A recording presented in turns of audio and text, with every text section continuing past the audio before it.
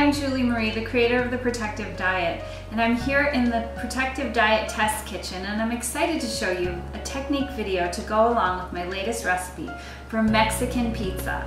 We're going to start off with preheating the oven with our baking pan inside.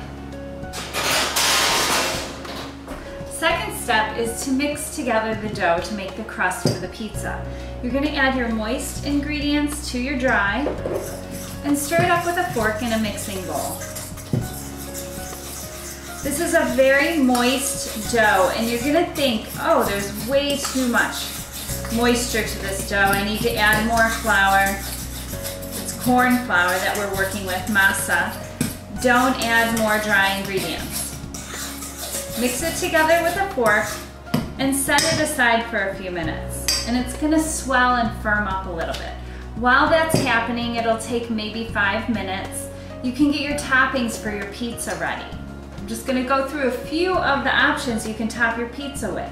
You don't have to top them with all of them. You could just stick with one topping and it'll make a great pizza. This is designed to be a quick Monday night dinner. Mix it up and have it in the oven within 15 minutes. It's not a recipe that is to be elaborate to take all night to make. You can make it into that type of a recipe by adding more and more toppings, or making a Mexican pizza party with your kids and having an assortment of toppings that they can top their own pizzas. So I have everything from our classic veggie chili from Protective Diet you could put on the pizza. I had this in my freezer and I just defrosted it, so I could just stick with one ingredient on my crust, and that would be veggie chili.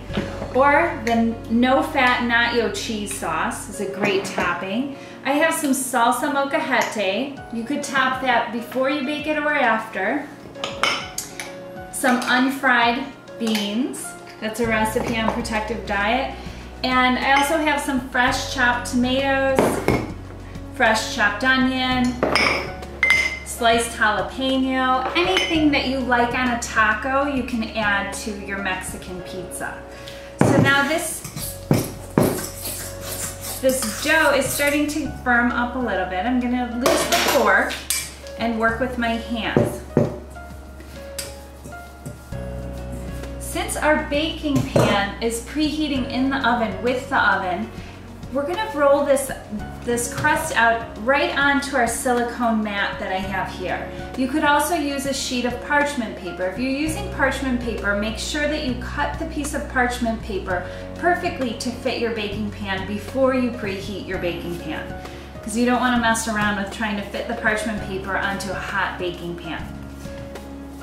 And this recipe makes an individual pizza for an adult.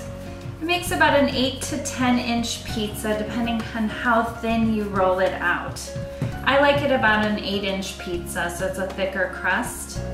I also have an example of if you cut this batch, this single batch, into 2 dough balls and roll it out into 2 mini pizzas.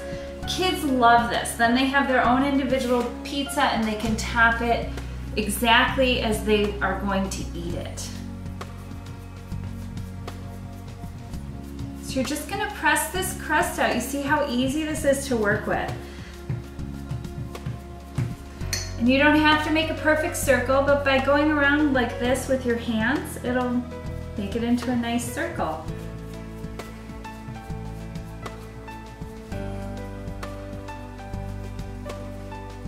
And there we go. Now we're going to top it with our toppings.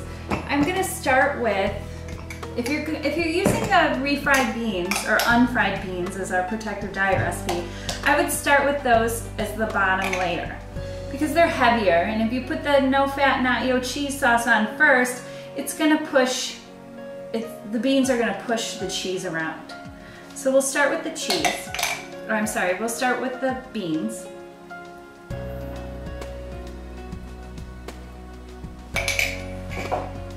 And then we'll move on to our cheese.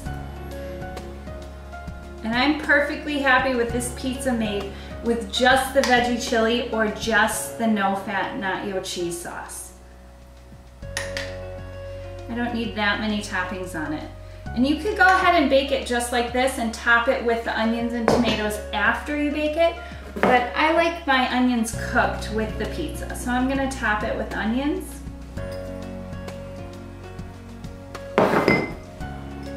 And my tomatoes. You could put diced bell peppers on here, red, yellow, or green bell peppers if you like that. Really anything can go on top of this pizza. And I have to have jalapenos on my pizza.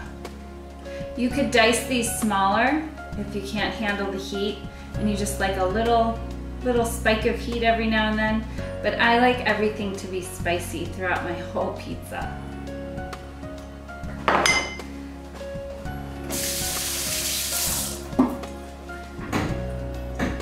Okay, and I'm actually done assembling these pizzas before my oven even had a chance to preheat. Now I had my cheese sauce pre-made and ready to go, and I always have some of this handy in the refrigerator. I usually whip up a batch about every other week for nachos. And I always have veggie chili in my freezer. So this could be something you think about taking out of your freezer in the morning so that when you come home, all you have to do is mix up that crust and press it out like I showed you. It's really fast. Faster than the time it takes for your oven to preheat. So I'm actually waiting now. And what I could do is chop up some romaine lettuce and some cilantro if I want to top my pizza with that, like almost like a taco style pizza, which I have some ready to go already, which I pre-did. So now I'm just waiting for my oven to preheat. Okay, our oven's preheated. I'm gonna take the pan out and carefully transfer my silicone mat or my parchment paper with my pizza on top of it to the pan. Do not burn yourself. Back into the oven. And I made a double batch here so I could show you the kids or mini style pizzas. I'm gonna place those on the pan as well.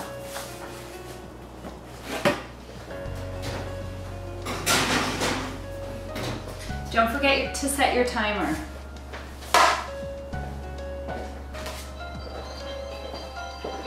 Okay, my pizza's ready.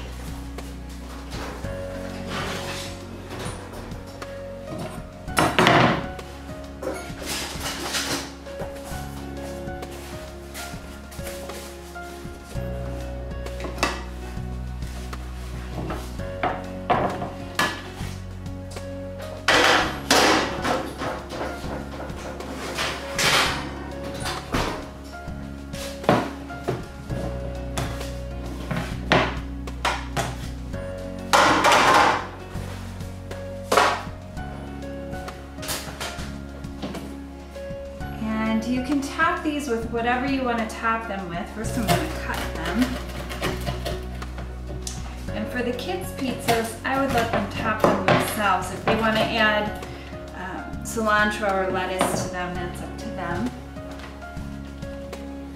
If you're having a Mexican pizza party, you could make all different styles of pizza and put them on a platter. And you can see they're nice bite-sized pieces. Nice finger foods. But this size pizza I would eat myself. And I want to mention that I figured out how much it would cost to make one full-size crust.